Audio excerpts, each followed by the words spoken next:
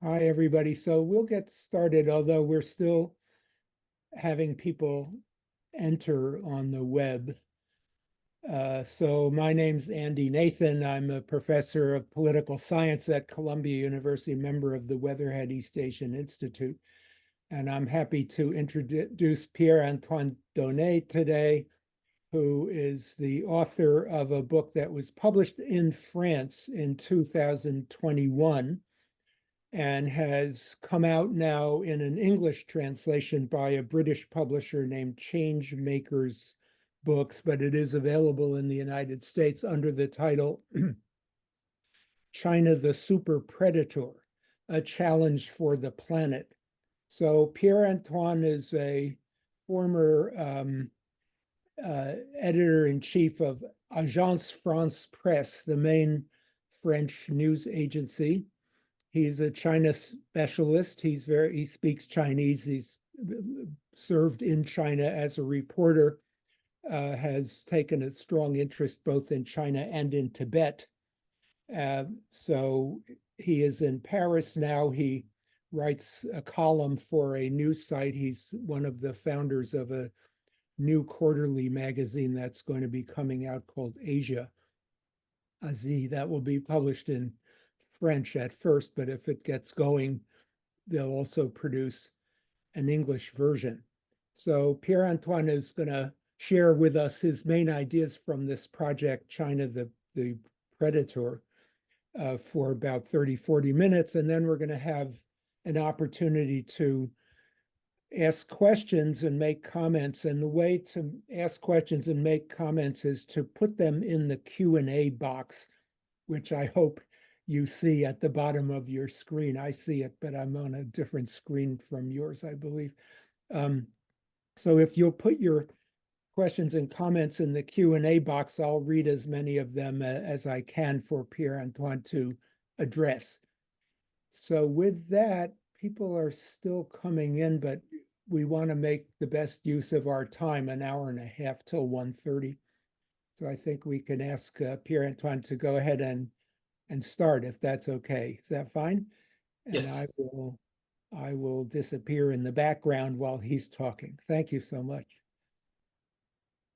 Thank you, Professor Nathan. It's a great honor for me to join this Zoom session on China.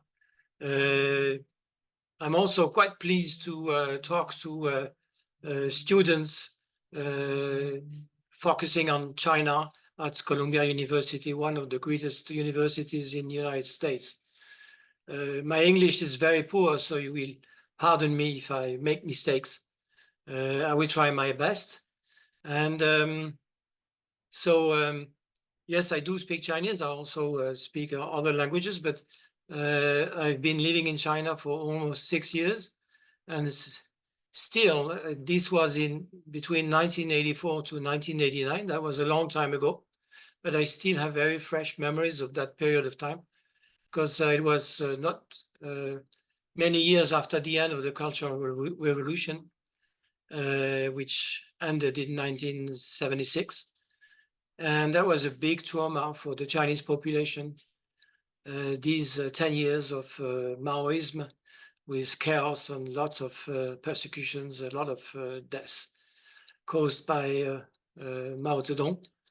So when I was there, people were actually very curious to approach foreigners. And I was, of course, closely watched by the authorities, but I had lots of opportunities to talk to Chinese people, and they were eager to share what they endured during the Cultural Revolution with foreigners who could speak their language. And also that was just a few years after the start of the economic reforms. So it was an amazing time. And after that, I came back to China quite a few times, and I'm still studying China today, despite the fact that I'm 71. Learning China requires time, and you never stop learning when you are China, because it's changing very fast. Having said that, I would begin to talk about the golden age of China under Deng Xiaoping. He was there when I was there, actually.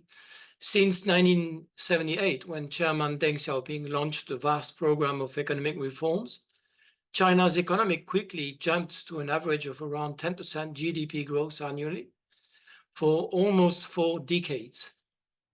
That was really astounding in the world. I believe no big country could do the same. That led China to a new optimism and the Chinese people to become proud of their country, which gradually became respected as a great power on the international scene. Many in China, including some of their top leaders, started to believe that China would soon become the #1 economy. An important milestone in China's economic ascent was its entry as a member of the WTO, the World Trade Organization, in January 2001. This membership gave China the respectability and confidence of the major players in international trade. It should be noted that this membership would not have happened without the active help of the United States, which somewhat naively believed that faced with a responsible player in international trade, China would gradually adopt the ideas of democracy. The opposite was true. Since the start of the opening up and reforms process in the early 90s, China has made huge progresses with economic GDP growth averaging 9% per year, also with the per capita income rising dramatically from $900 in 1978 to approximately $19,000 in purchasing power parity a few years ago, and real wages in the manufacturing sector increasing 14-fold. This miracle, based on an abundant and cheap workforce, foreign investment, and manufacturing exports jumping, particularly since China's accession to the WTO, has enabled the country, according to the World Bank, to lift 800 million people out of absolute poverty. Another part of my talk would focusing on an excessive optimism that actually led to a spending frenzy. And that caused lots of problems that we're going to talk later on.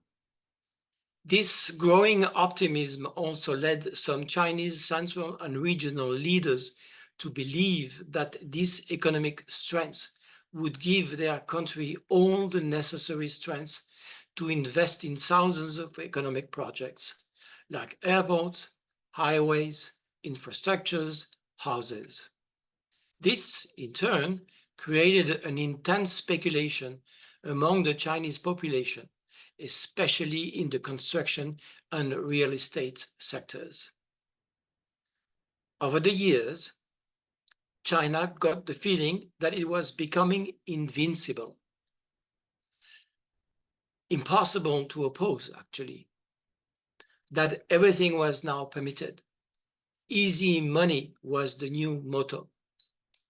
Individuals, as well as investors, both public and private, had an easy access to loans. The real estate sector went astray. Trillions of dollars were invested in building billions of square meters of houses, flats, condominiums. This misleading impression of their country being invincible led political and economic decision makers at both central and regional levels to feel exhilarated by a phenomenon they had not expected, and thus to overestimate China's capacity to finance pharaonic projects, many of which subsequently proved to be useless, costly, and also environmentally destructive. China began to live beyond its means. It would later pay dearly for it. You know, reading newspapers and also listening to my Chinese friends after this frenzy, that left poor provinces with useless projects like, for example, highways and also airports and so forth.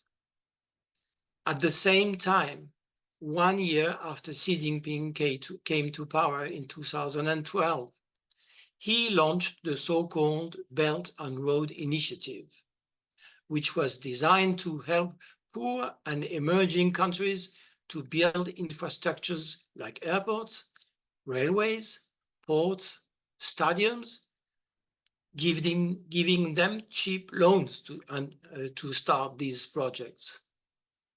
This huge and costly program was seen also as a political tool for China, at least for the Chinese leadership, to extend its influence in various countries, especially in Asia and Africa. More than 150 countries signed contracts with China for the Belt and Road Initiative to be members and part of this huge program. But for many countries that signed up to this unprecedented program, they soon found themselves unable to repay their loans, and a few years later, and thus plunged into the debt trap, obliged to retrocede infrastructure to their backers and banks, Chinese banks, under 1990 years-long leases. For these countries, this meant relinquishing part of their sovereignty. As Chinese leaders were confident that their country would soon surpass the United States as the #1 world economy, many Western economists started to feel the same. Some predicted that China would do so to become the #1 economy in the world before 2027, if not earlier. That proved to be wrong. Here too, it was a manifestation of the West's naiveness towards China, skillfully nurtured by the Chinese Communist Party's propaganda organs, which led people to believe in the misleading concept of China's peaceful emergence and that of a China that had become all-powerful and henceforth not only to be respected, but also to be feared. Beijing's aim was not in the butt of any hint of resistance. They believed that they could exert coercion against the countries which were starting to oppose China. This confidence also obviously led some Chinese leaders, including Chairman President Xi Jinping in particular, to engage China in a more arrogant posture towards its neighbors and with Western countries, including, of course, the United States. Chinese diplomats were soon to be called wolf warriors. So a third part of my talk would focus on China's new aggressive policy, turning against its own interests. Wolf warriors diplomacy was adopted by Chinese diplomats in the late 2010. The term was coined by Western media from the title of the Chinese action films Wolf Warrior, which came out in 2015. This approach stands in contrast to the prior diplomatic practices that emphasized the use of cooperative rhetoric and the avoidance of controversy. It actually went exactly opposite to the concept of thanks helping to be humble, to make friends around the world. Wolf warrior diplomacy is often combative, with its proponents vocally denouncing perceived criticism of the Chinese government, its ruling Chinese Communist Party, the CCP.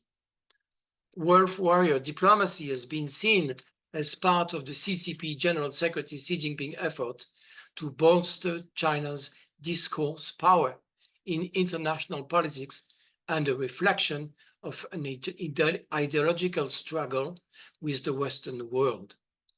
Xi Jinping's foreign policy in general, perceived anti-China hostility from the West among Chinese government officials, and shifts within the Chinese diplomatic bureaucracy have been cited as factors leading to its emergence. Again, when Deng Xiaoping came to power following Mao Zedong's death in the late 70s, he prescribed a foreign policy that is summed up as Tao Guang Yan Hui, to conceal one's light and cultivate in the dark. That was meaning we Chinese must remain humble, not to be arrogant.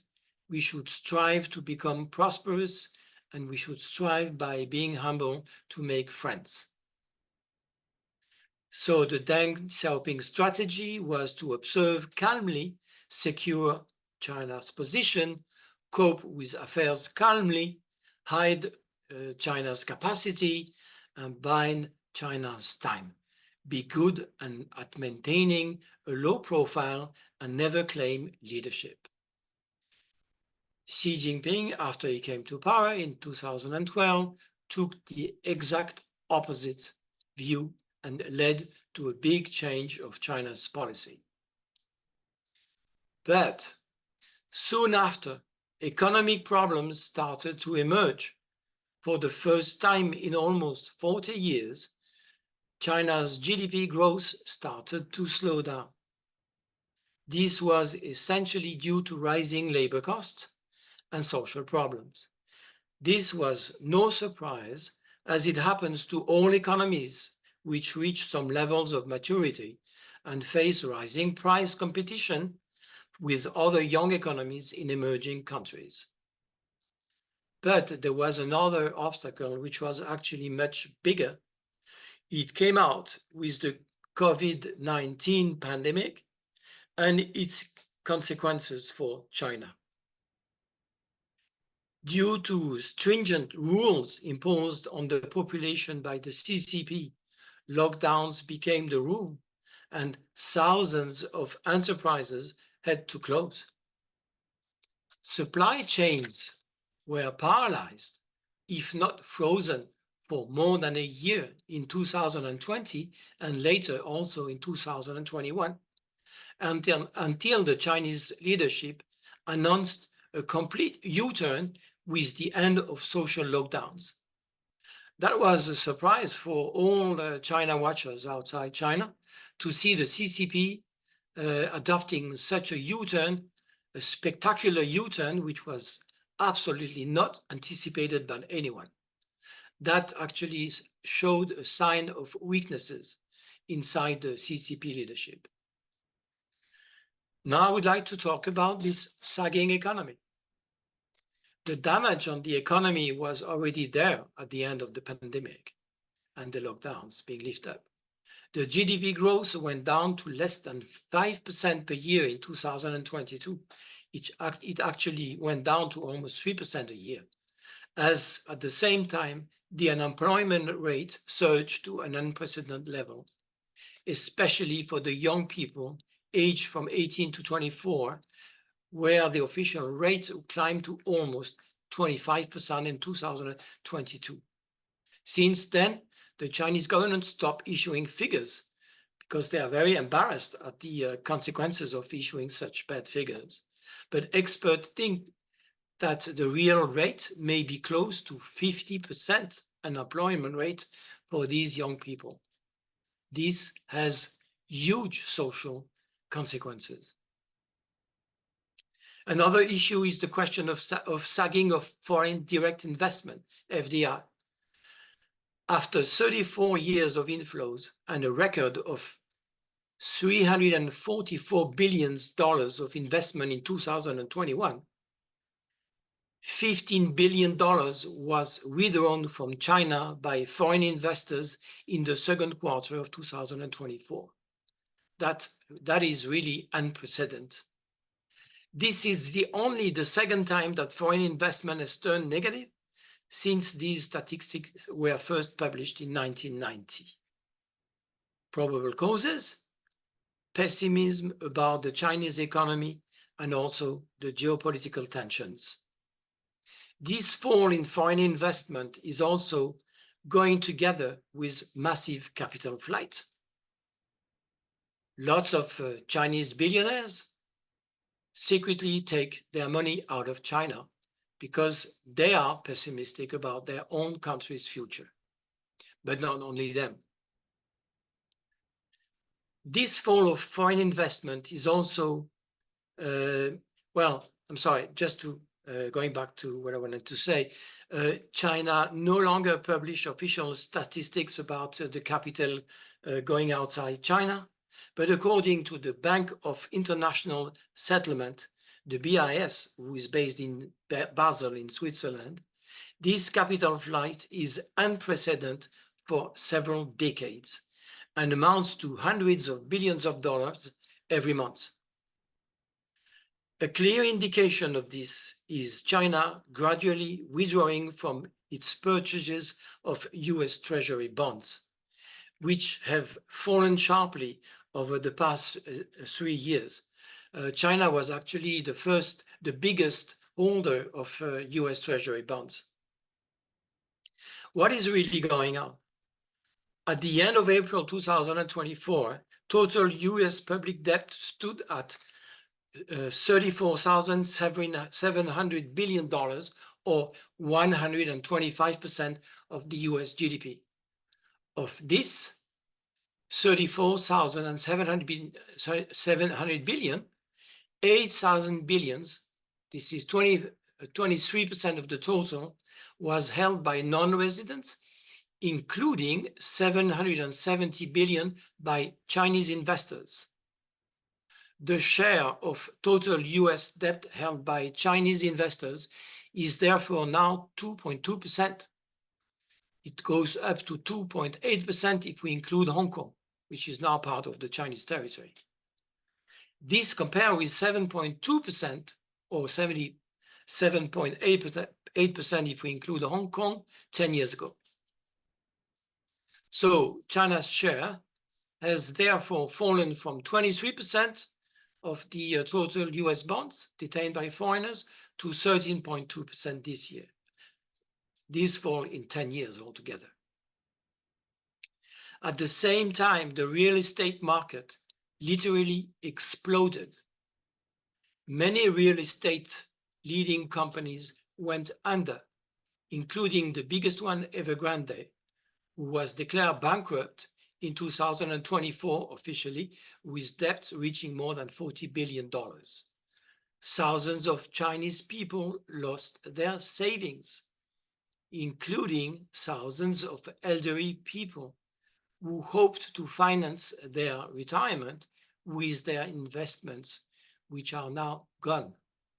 This also has severe social consequences. To add to these troubles, many, if not the majority, of the countless development projects in China provinces collapsed, leaving local authorities heavily in debt and unable to pay back their loans. According to the International Monetary Fund, the IMF, China recorded a government debt to GDP rose to 83% of the country's gross domestic product in 2023, from an average of 38% in 1995. But this is official figure just for central government. We also have to take into account the regional debt, which is actually much, much bigger. Many experts believe that these figures are grossly underestimated and evaluate the real figure at close to 250% of the Chinese annual GDP. So this is the end of easy money for China. Now comes the time of hardship for many Chinese people, while on the political side, Xi Jinping is putting the highest priority on the regime stability and also security. No surprise. So economy comes number 2, and the regime stability comes number 1. Why? Mainly because of social unrest and also social consequences of the economic troubles. On the international scene, because of its new arrogant posture, China is making many of its former partners and friends worry, if not suspicious or even hostile to China. Japan, South Korea, Australia, the Philippines lately, and other Southeastern countries, Southeastern Asian countries are increasingly turning to the United States for defense. Japan has been doing that since the end of the World War II. But Japan now is spending much more money on its defense. On top of this, the Sino-American rivalry is getting more tense with each year passing. For all of these reasons, the spring of high growth in China has now broken. China's economic machine has ground to a halt, and for good, or at least for a long period of time to come. Other factors are also weighing on the economy, not least of which is the massing flight of capital leaving China. Many foreign big companies are also leaving China. They are pulling out of China altogether. Why? Because of the sense that the Chinese economy is now having huge problems, that the future of China is much more bleak than they believed, and also that there are risks of social instability. American groups such as Apple, South Korea's Samsung, Japanese groups such as Sony, French car makers Stellantis, German Volkswagen have either reduced their presence in China or already left. Their assessment is simple. Not only are labor costs in China higher than in other neighboring countries like Vietnam or India, but above all, the political risk factor is often deemed too high.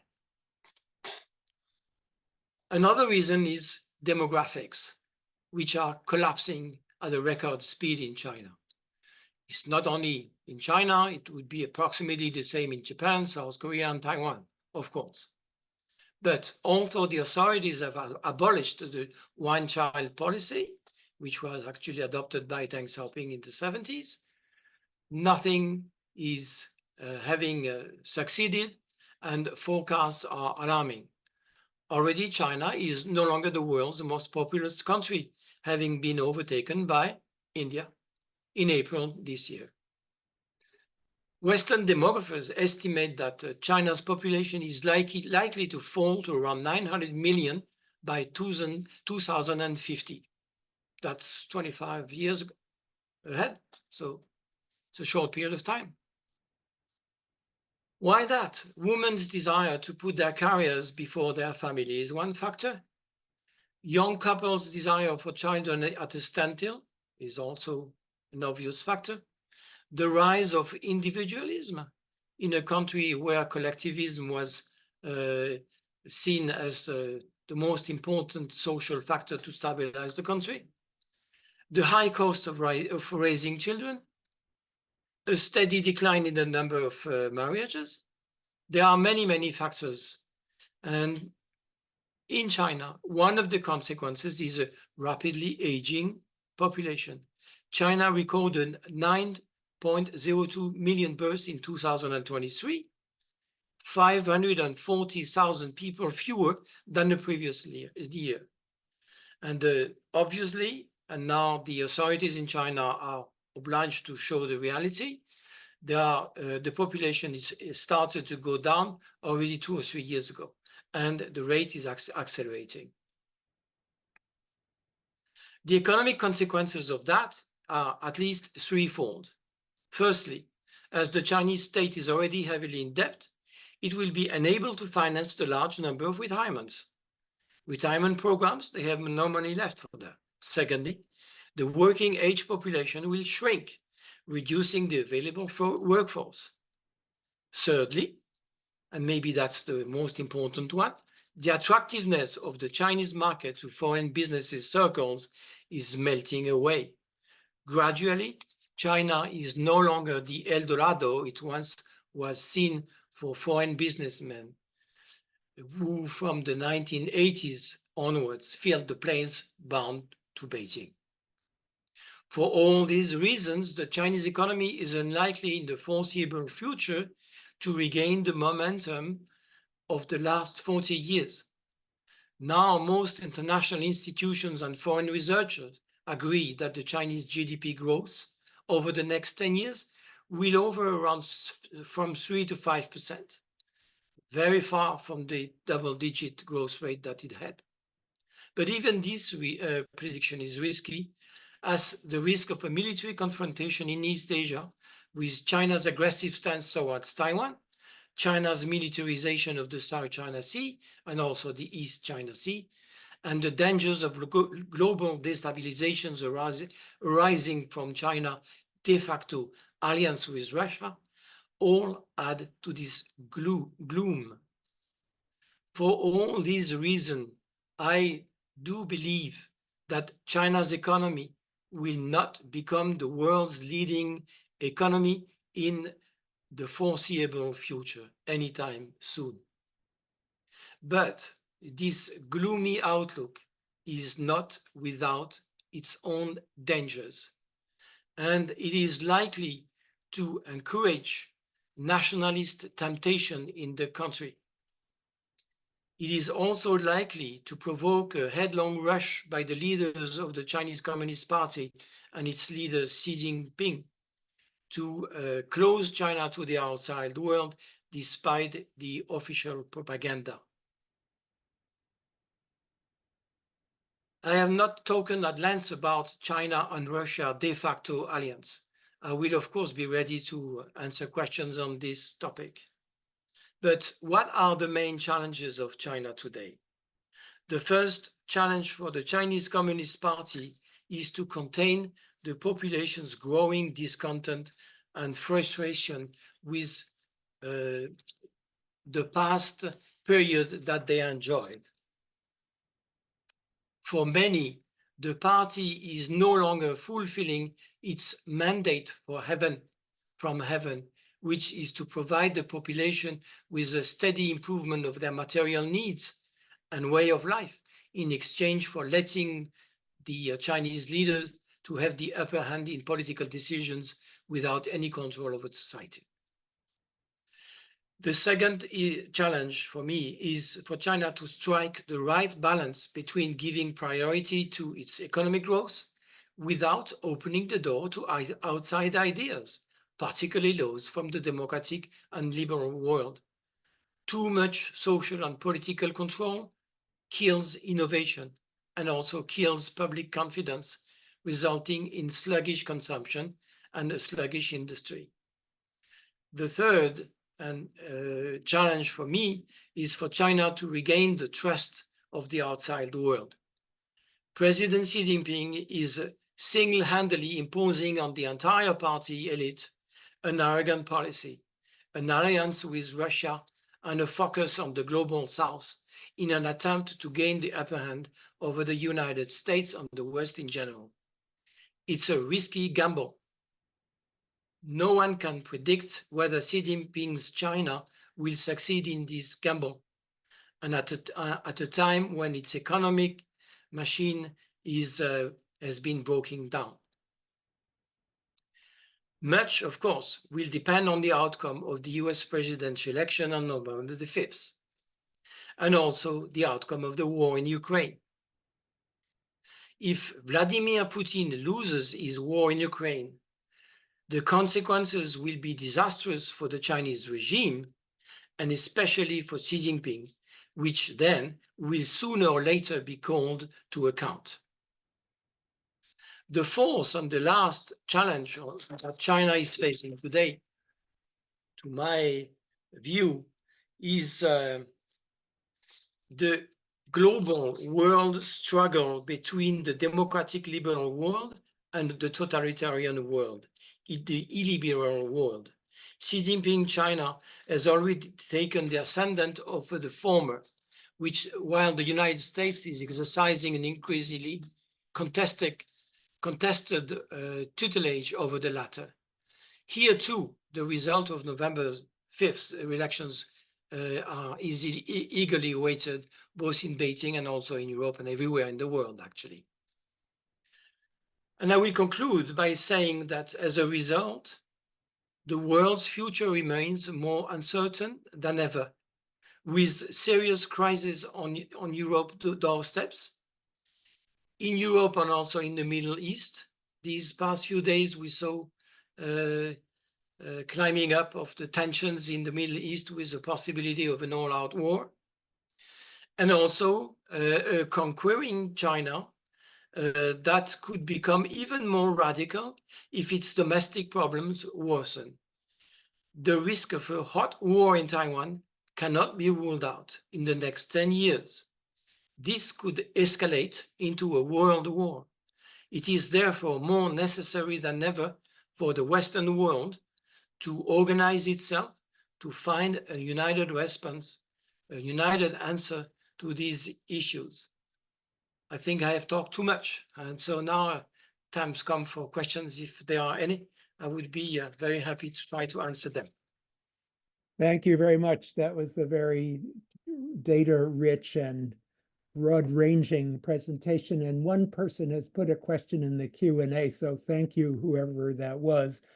And I want to encourage the rest of the listeners to do the same. But first, I'll ask a couple things myself. One is, you pointed to all of the weak points in the Chinese economy, but then at one point you said that the growth rate would be 3 to 5%, which is not a collapse. I mean, from an American or French point of view, that's provides stability and a gradual improvement of conditions. And so I wondered if you could sort of fine-tune your assessment. Is the Chinese economy going to collapse, or is it going to enter a sort of phase of mature growth?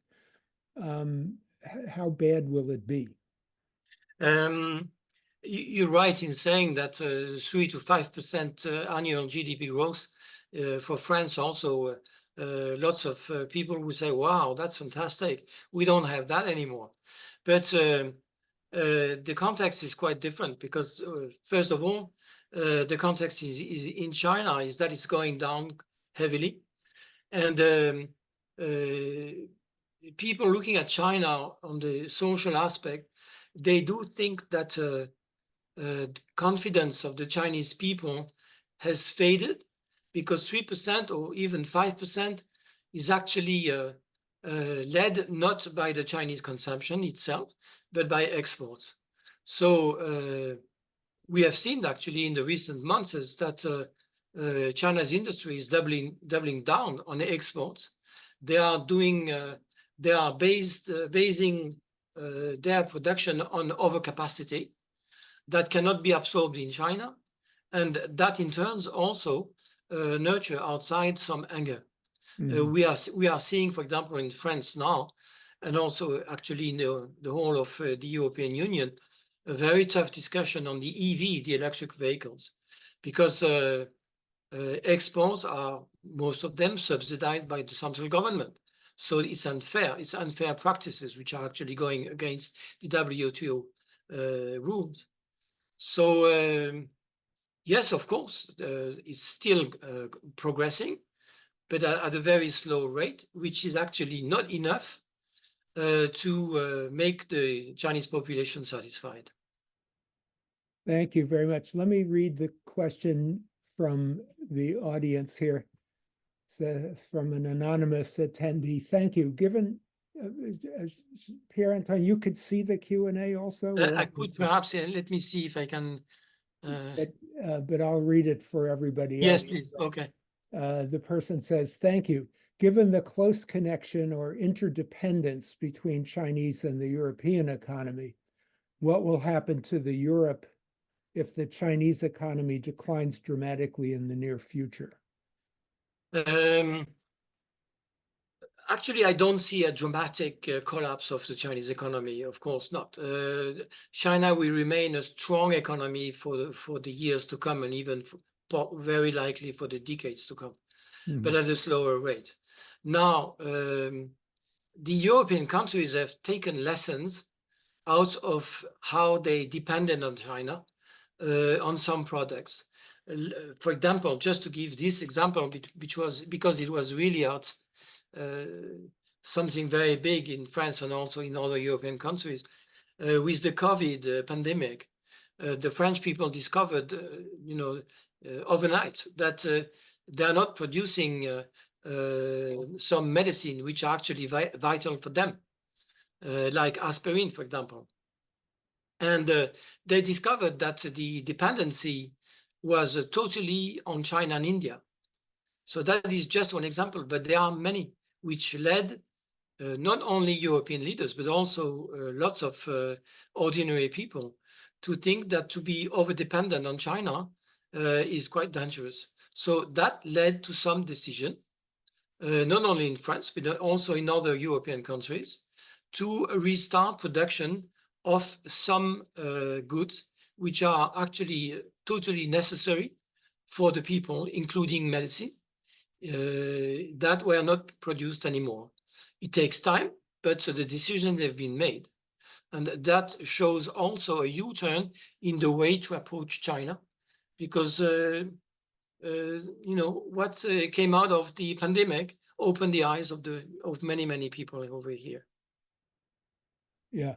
So I want to encourage the person who asked that question, if you want to pop another question in the Q&A to be more precise, if you had something else in mind, go ahead and do so. So we have a question from Arnaud Brazeau, and it relates to a question that I had also.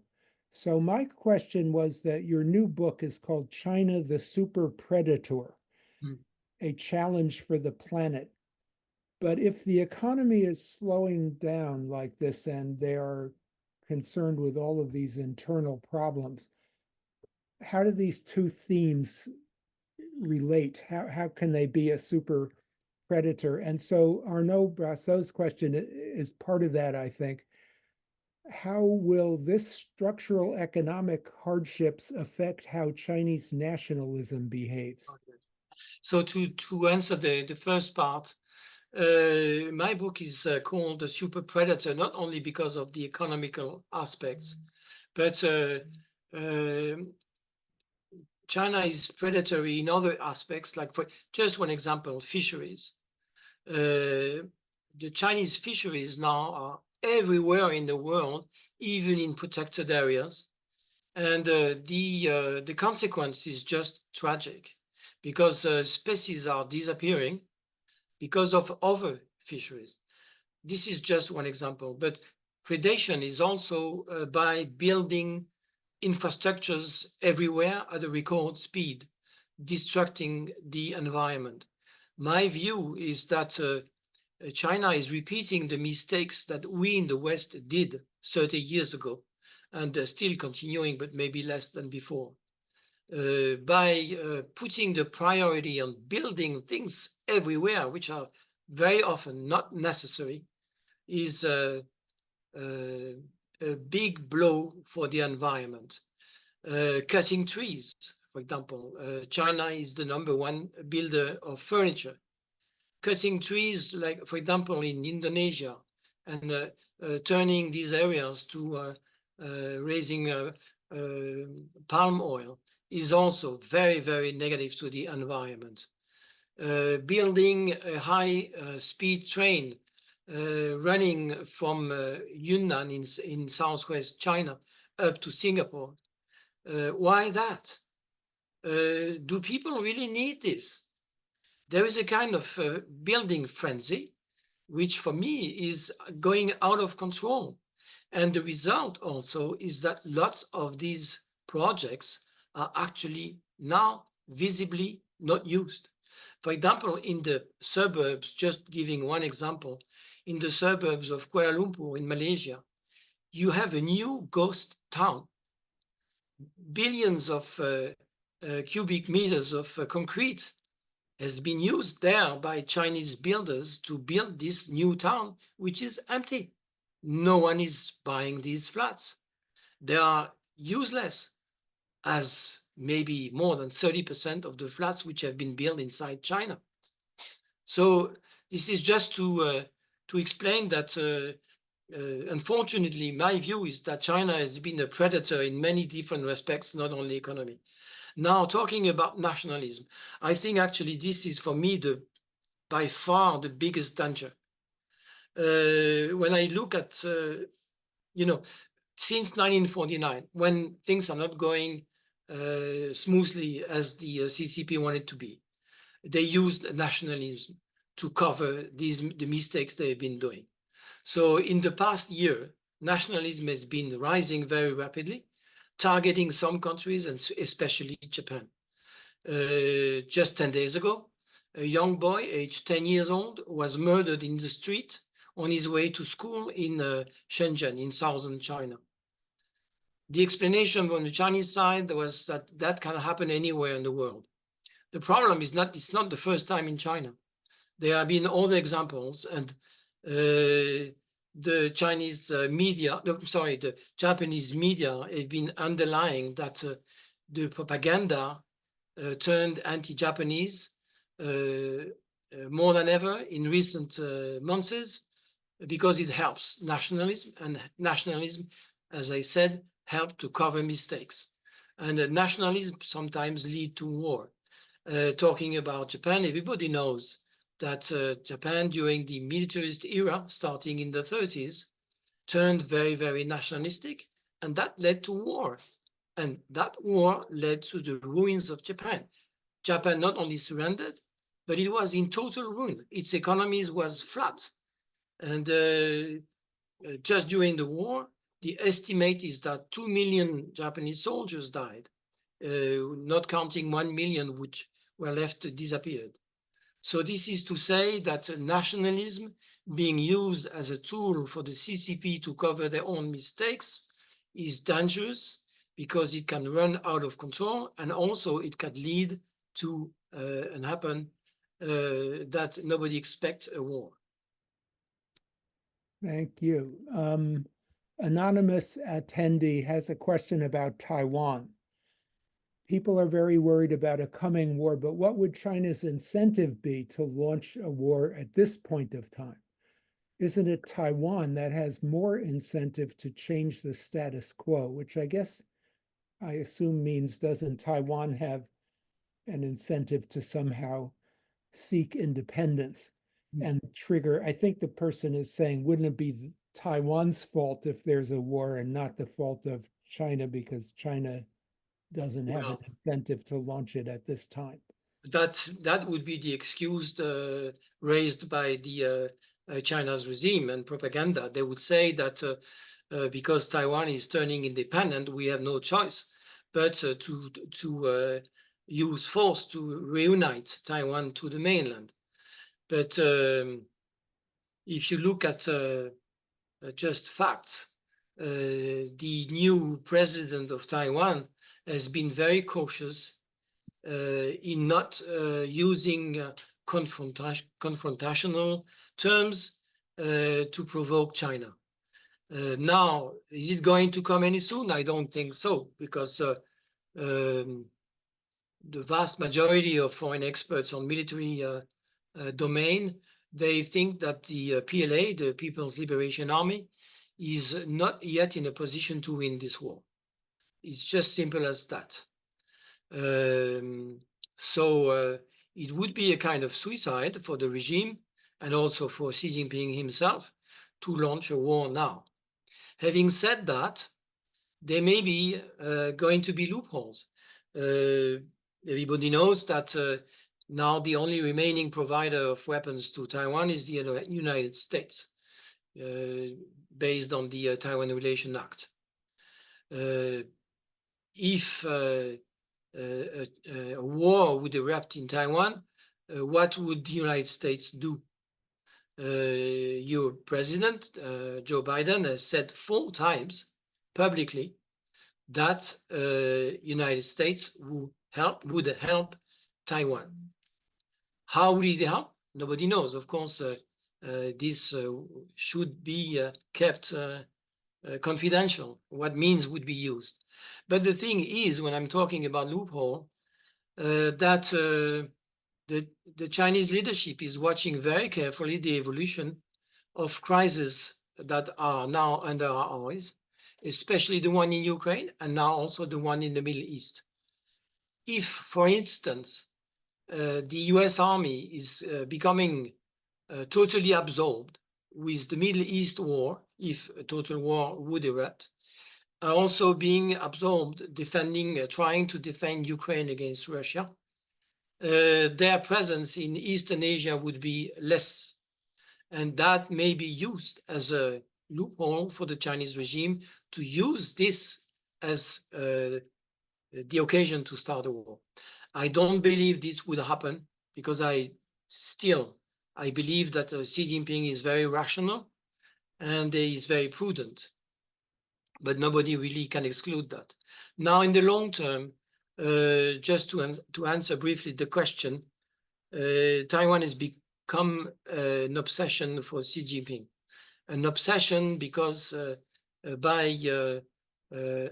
the Chinese propaganda say, reuniting Taiwan to the mainland, which actually is an improper term, would give him a fantastic occasion to present himself as the real leader who achieved the total reunification of the mainland, the sacred motherland.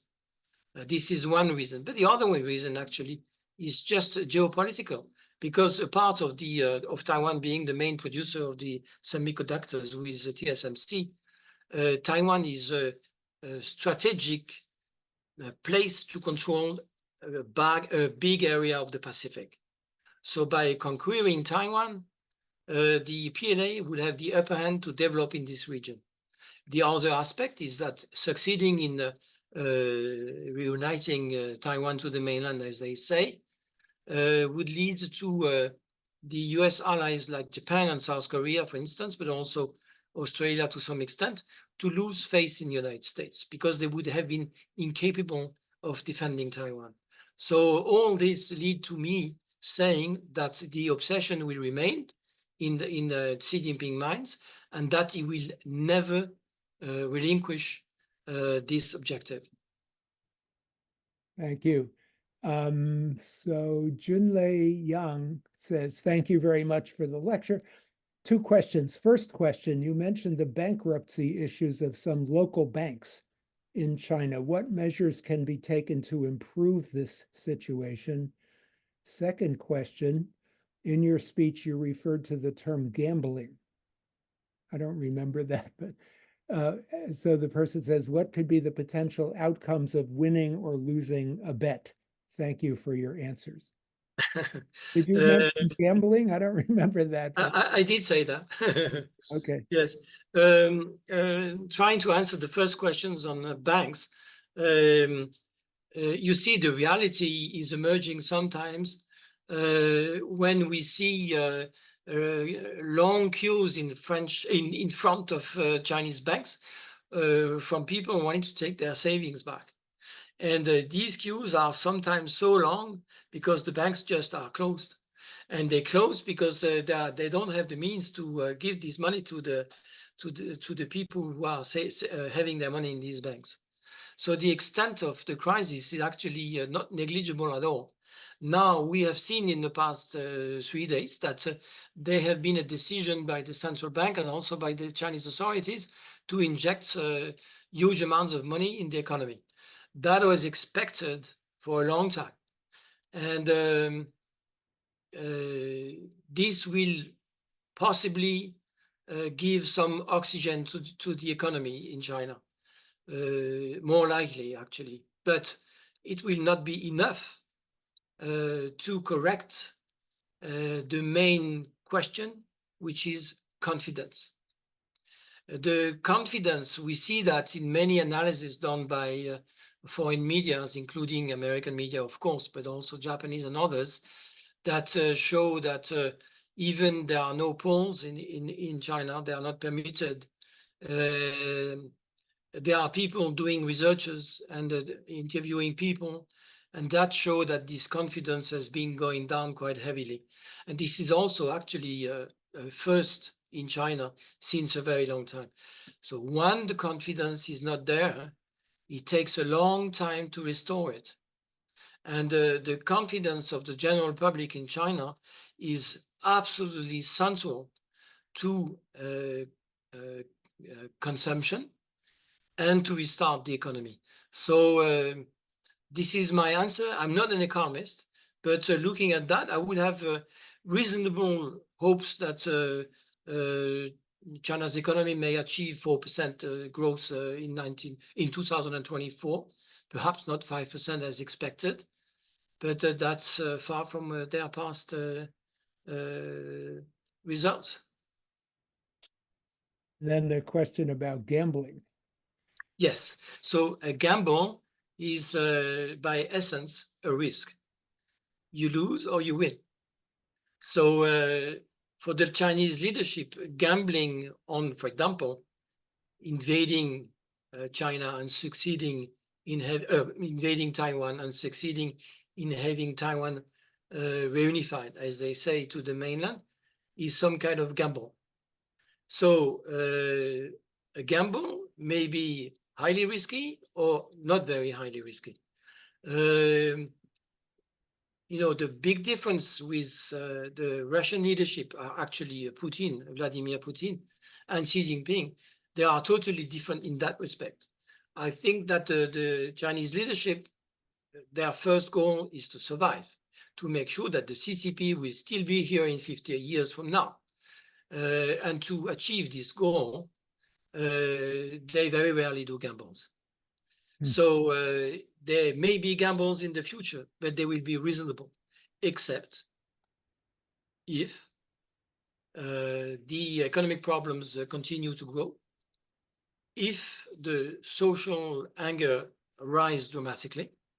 Of course, there are every possible means to suppress opposition or demonstrations or whatever, but there may be a level where it could be a real danger for the stability of the regime. Then they may be, in French we say fuite en avant. That means that you start a process which is accelerating to try to counter what's happening, and it's at one point it gets out of control. So that may be the possibility of a gamble which fails. I wonder what's your view of Xi Jinping, because we think that, I know you don't want, well, maybe, I don't know if you want to talk about the United States or not. I'm not asking you to do so, but I would I'll just posit that I think Donald Trump is mentally ill. I think that Putin is, I don't know if he's mentally ill, but he's beyond rationality. Right. Xi Jinping, in your account so far in the talk, comes across to me that you think he is rational. He's made some mistakes. He's made some gambles, but he wants Taiwan. That's rational. He's not going to attack Taiwan in the near future because he's not ready. That's rational. So do you think he is a rational actor with a whole bunch of serious problems that, that he's dealing with as best a rational person can? Or do you see him as an irrational person? Because if he's rational, that's a certain kind of good news for us on the outside. You see, answering that question, I have to go back to history and what endured his father, Xi Jong-un. Xi Jong-un was a very respected leader in China. He was actually one of the comrades of Mao Zedong during the Long March. And during the Cultural Revolution, he was persecuted very heavily. And Xi Jinping also lost a half-sister who committed suicide. And Xi Jinping came out of that period as being, how to say, the opposite of overconfident. He had a kind of inferiority complex. Why that? Because of the trauma that he personally endured, but also by the fact that he couldn't study at any university because most of them were closed. So he was not illiterate, I'm not saying that, but he had this kind of inferior complex, which actually, and when you talk to psychiatrists or whatever, they say that happens from time to time. People can change from an inferiority complex to a superiority complex. And I think that he became that sort of person. That means that for me, he thinks that not only is the number one in China, but he can do whatever he wants. And actually, he succeeded in doing that until now. He has succeeded in getting rid of all opposition, declared or undeclared, within the rank and files of the CCP, including the highest positions. He has succeeded in putting in power positions people who are totally devoted to him. So he felt secure. But how long is that going to be? Being secured? Actually, when you look at tyrants or despots or totalitarian people, at one point of when they have the control of their country, they start to become very worried about their own future. And I think that with what is happening now in China, that evolution also is the one which Xi Jinping is experiencing himself. So being afraid of him, of his own future, may lead him to actually turn one day irrational. It's not the case yet, but being overconfident is a big mistake anyway. And imposing on his own country one-man decision maker with no more possibility to discuss within the high-ranking files of the CCP is a big mistake. And this is what I feel now. So there is a big question mark about how he may become in the near future, in the coming years. And now talking about the US, actually, I must say that I share what you said about Donald Trump when he says that Madame Harris is mentally disabled. I think he must talk about himself. But you see, as a French person living outside the United States, I will limit myself to say that, but adding that, of course, my strong hope is that Harris will win on November the 5th, because, my strong conviction is that the whole world depends on the outcome of November the 5th. Not only the United States, but the whole world. We, the French people, the ordinary people in the streets, they wouldn't say that because they don't know. But a lot is at stake. Not only the well-being of the American people. Of course, these come first when they go and vote. But a lot depends also on what happens afterwards. If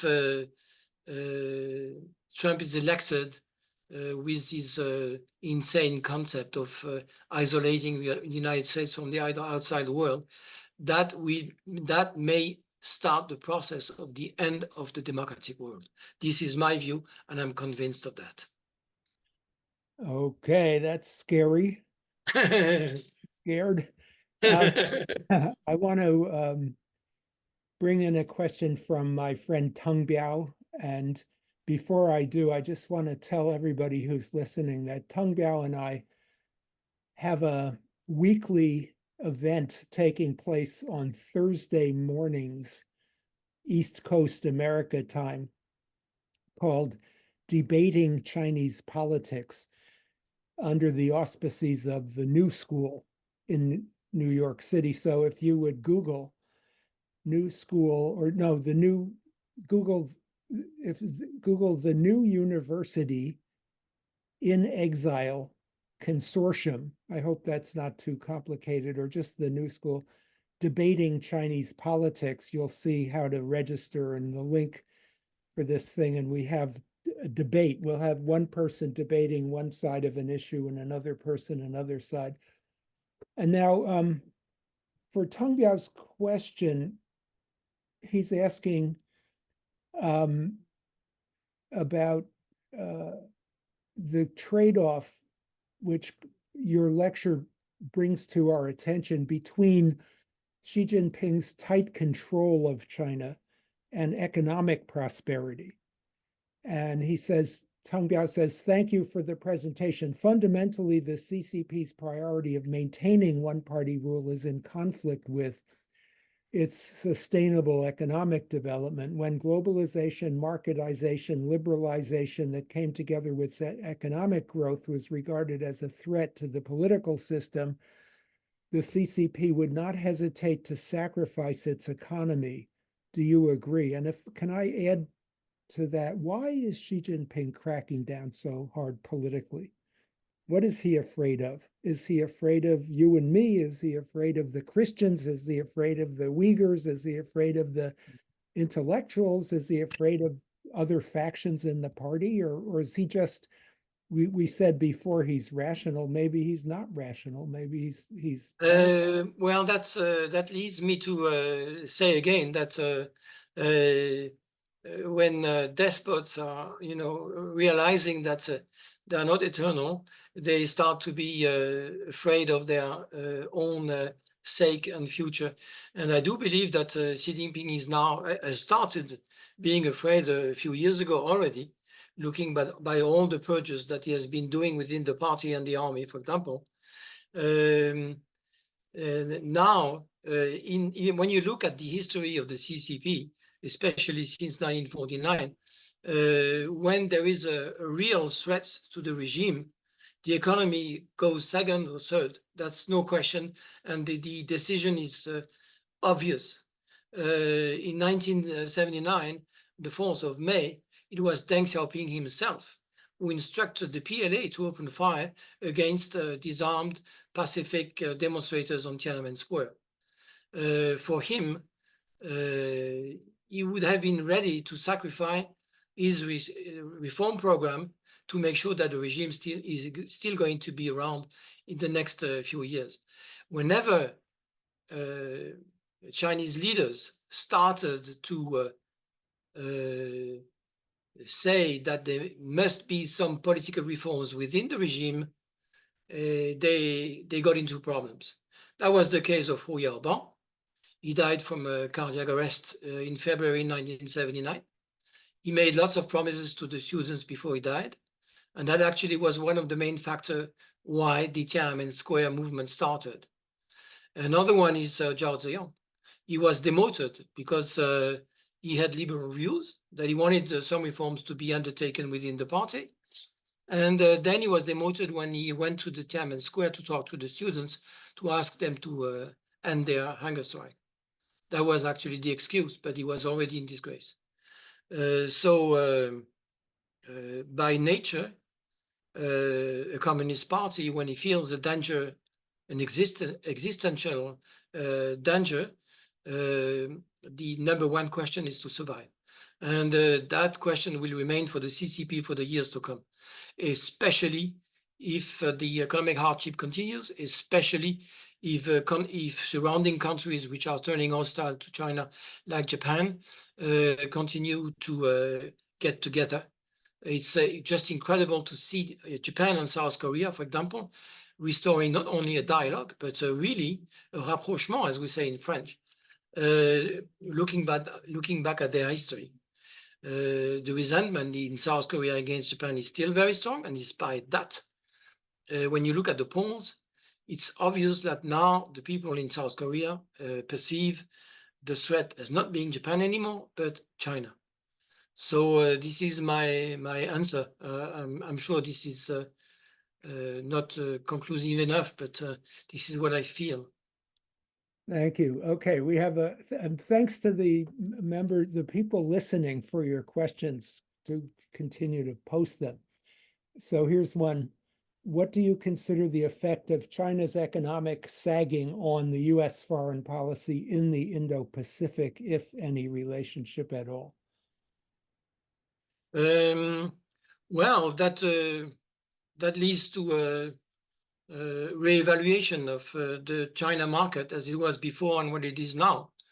It's still huge, no question about it. That would be totally foolish to say that the Chinese economy is going to crash. This is not the case. But what starts not only in the US but also in other Western countries and also in even in the global South, they look at other countries where to invest, and this is very natural for a businessman. His goal is to make money and to make money in a safe place where he has all the possibility to make money. So now comes Vietnam as being a challenge for China. Now comes also very strongly India. When you see the economic growth in India, it's actually much higher than in China. And this is just a normal evolution, a normal consequence of what I tried to explain before that. So this is rather going to continue. You see, it's running counter these naive people who for ages said that one, China will remain Pacific. Two, China is the biggest economy in the world, or soon to be. And three, we should believe what they say. Those people are now starting to be marginalized. Even in France, we had the former prime minister who was very close to the Chinese leadership, who has actually advocated not only doing business with China, but to believe the regime. And that is starting to change. And I think this is good because there are lots of alternatives out of China. I'm not saying that we should stop doing business with China, or even more, not to say that we stop having dialogue with China. Dialogue should continue at any cost, even with Xi Jinping, even knowing that he is sometimes stubborn. Dialogue is preparing the future, and stopping the dialogue would be a disaster.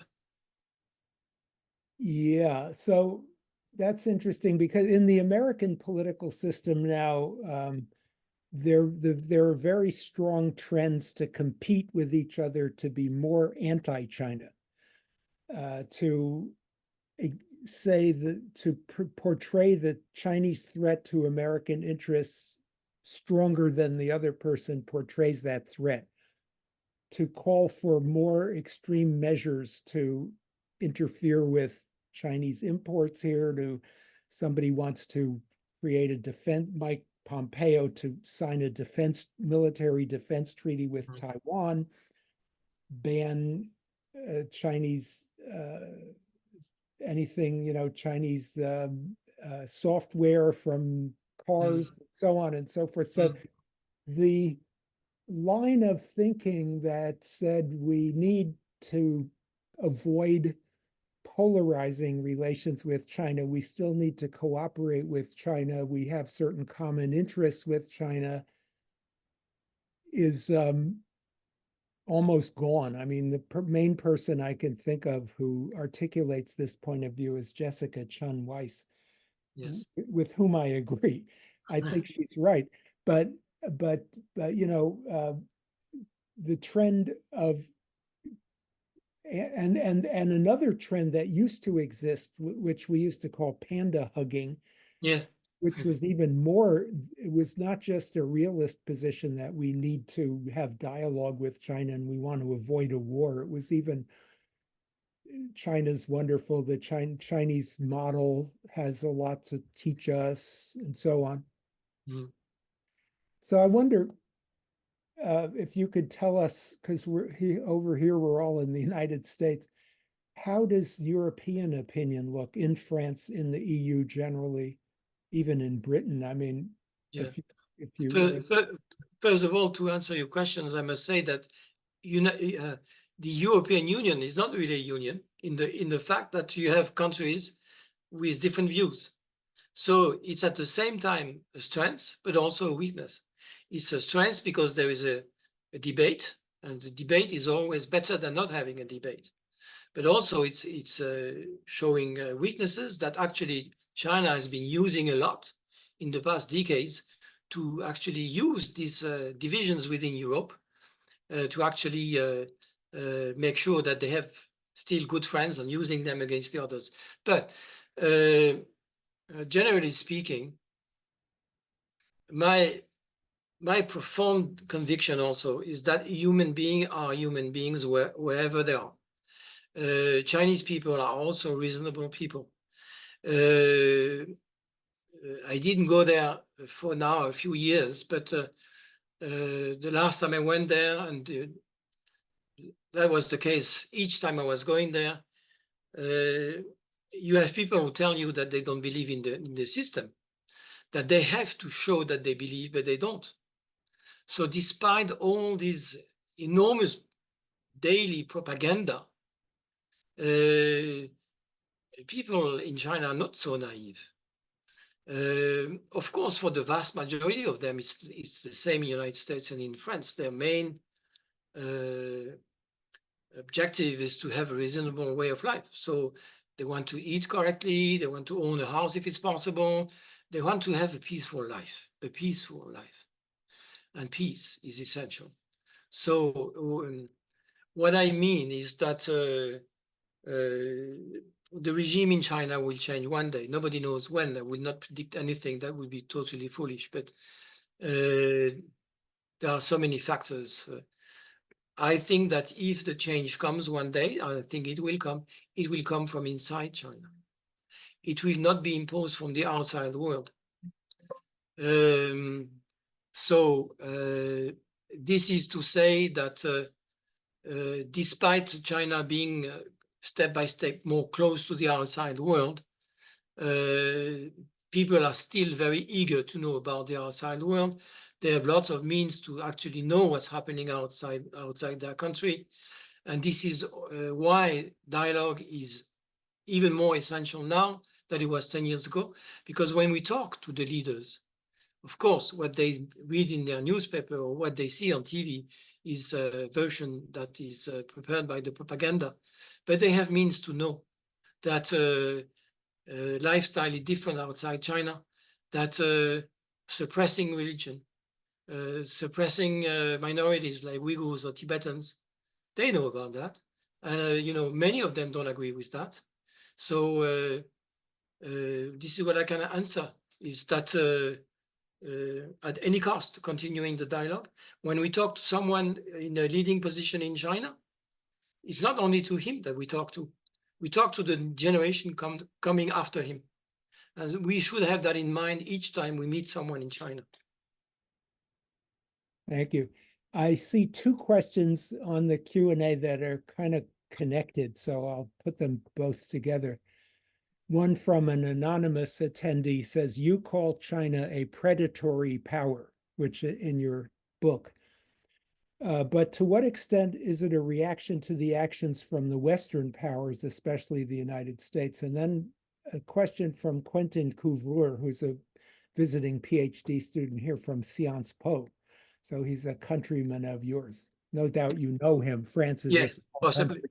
Actually, I majored from Sciences Po in Strasbourg in eastern France. Yeah. Quentin says, you mentioned the struggle between democracies and totalitarianism. This framework has been used by the US administration in recent years, but beyond rhetoric, do you think that it is analytically accurate to present the current situation as an emerging struggle between democracies and autocracies? Okay.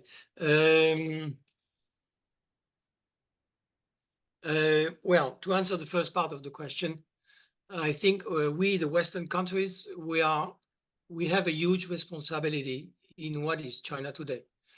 When I see what the Chinese leadership has been doing, especially since the 80s, they are replicating most of the mistakes that we have been doing in the past too. Consumerism, for example. Consumerism, undertaking huge projects which are useless, extending this feeling of materialism over spiritual life. I think a lot came out of the Western countries and their policies when they actually went all around the world. Looking at China today, actually their original culture is step by step disappearing. They are rewriting their own history to fit their goals, the goals of the propaganda. Confucianism, for example, is slowly also disappearing. All this to make room for only one thing: to consume, to spend money, to eat, and also to buy things.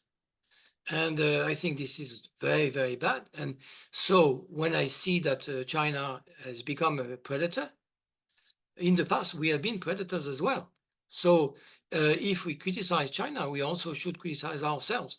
This is, whenever I do a conference, I say that.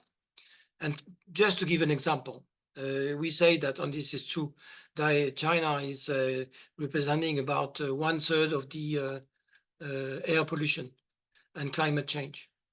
This is true, but we also are responsible for that in the way that a big chunk of this carbon emissions come from enterprises opened to work for foreign enterprises.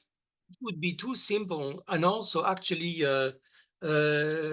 not justice being given just to criticize China and say they are the main culprit of everything. No, I mean, China started to be more prosperous only in the 70s, and the CCP came to power in 1949. This is not that long ago. Before that, China has been an immense civilization that for centuries the West didn't know. And my hope is that when we make a judgment on China, we make a judgment as a whole on its past history, what they have been doing more recently, the mistakes they have been committed. And again, a lot of them are actually, they have been done by us as well. So unfortunately, they are replicating these mistakes.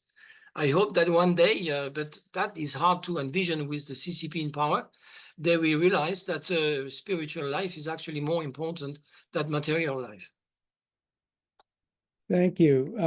I think when the person asked this question, they may also, your answer, your idea of a predatory power is largely ecological, I guess, but they may have been thinking strategically that the United States threatens China, surrounds China, isolates China, and and so forth, and that China may be trying to push back in various ways, like with the BRI or with their threats to Taiwan.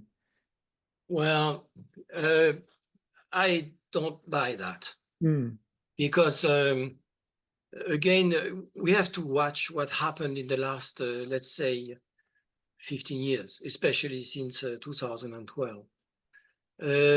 Why there is a kind of antagonism building up against China among its neighbors. Not all of them, of course, but because of this aggressive posture. I do think that the CCP is shooting itself in its feet having such a posture. They started to do that too soon. They believed again that they could do anything, but that is proving to be wrong. So until they realize that their policy is not the good one, this is going to do a lot of damages to their image, to their reputation, and also subsequently to their influence. Because, just to smile is not enough to seduce, of course, but to resort to threats is not good enough also. It's just the opposite. So one day, those countries, they understand that for their own sake, they have to resist that. And if they're not in a position to do that by themselves, they will try also other countries to do the same together. And this is actually what is happening now. Even in countries like Indonesia, now they also start to realize that their future lies in having a a balance between China and also the US and other countries. So, let's see what is going to happen. My feeling, unfortunately, is that Xi Jinping is now in a trend that he himself started, and that he will not go out of this trend. So this will continue for the next few years. Hopefully, maybe there will be a change one day, including of the main leader. Yeah, no doubt, eventually. Right. Okay, last question, because we're almost out of time. We have one more question in the Q&A from Yaya Wang. Thank you for mentioning the events in Shenzhen, which is the stabbing of the Yes.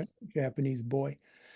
Recently, CCP-controlled media downplayed the news about a Japanese warship sailing near Taiwan. Oh, yeah, through the Taiwan Strait.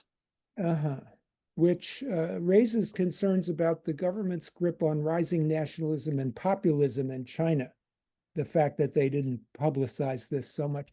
Do you think this growing tension between populist sentiments and the government could impact China's global strategy? If so, how? Again, it's for them to find a balance between a certain degree of nationalism, not going too far, and their how to say, their interest in preserving their economic interests in the outside world, especially in the West. This also leads to talk a little bit about Russia and China.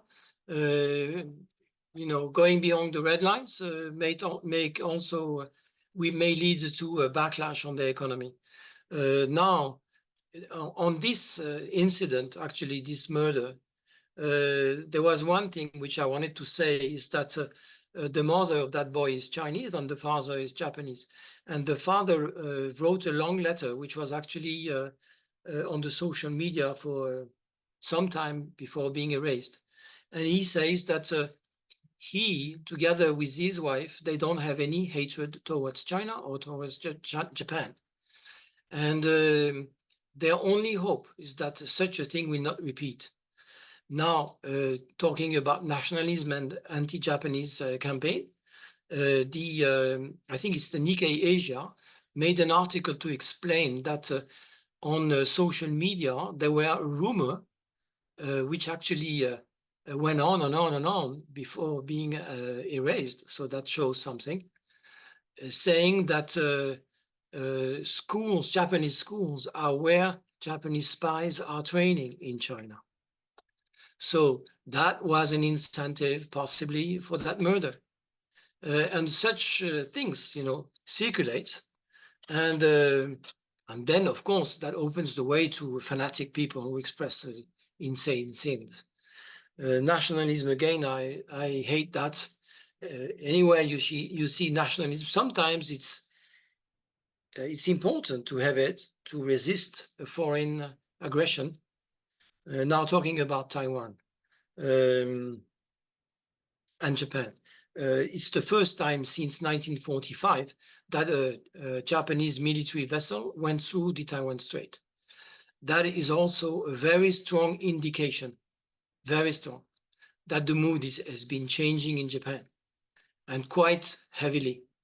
Now also there, polls are all showing the same, despite the Pacific constitution that they had to adopt under the friendly guidance of the Americans after the end of the World War II. Despite that, now the polls show that the general public is more afraid of China than the past pacifism they had. And that led also to the foreign prime minister, who is now going to be replaced, to double to 2% the expenses in military weapons and equipments, 2% of the GDP. This is also unseen since 1945. And now, last thing about Taiwan, you see totalitarianism and democracy. I think just a human being needs to have the feeling that he's free. Freedom is the essential part of the human being, anywhere he is. Everywhere he has the same feeling one day. And freedom, you can express that in different ways, but freedom is part of democracy. And if you see, there have been experts who said, democracy is not made for China. It's running counter their traditions. It will never be the case in China. Taiwan, 90%, more than 90% of the people are from Chinese origin. And it's a full democracy. It's the most vivid democracy in Eastern Asia. They are more democratic than Japan or South Korea. They are now an example, a daily living example that democracy fit with the Chinese people. Thank you very much. Well, we're out of time, so thank you for the whole presentation. Thanks to the audience for participating. Very happy to talk to you guys. All right. Bye-bye. Bye-bye.